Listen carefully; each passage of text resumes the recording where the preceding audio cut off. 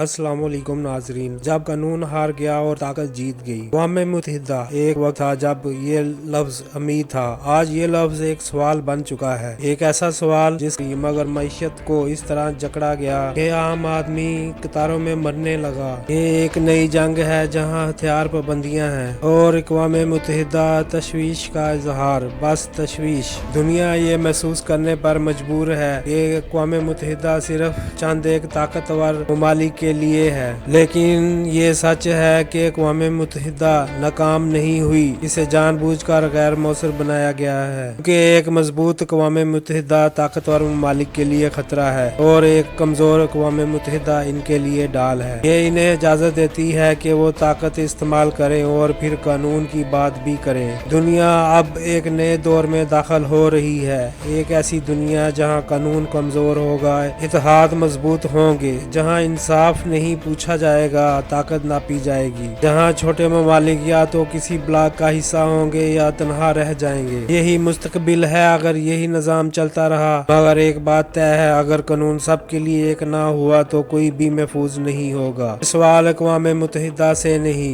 ये उन ताकतवर ममालिक से है जो वीटो का इख्तियार रखते हुए भी कमजोर ममालिक पर होने वाले मजालिम के लिए खामोश हैं और दुनिया को इंसाफ दिलाने के लिए वो इस पर जोर नहीं दे रहे। या हम ताकत को कानून मान लेंगे या कानून को बचाने के लिए ताकत बनेंगे। ये था उर्दू कलम राज, जहां हम खबर नहीं ज़मीर की बात करते हैं।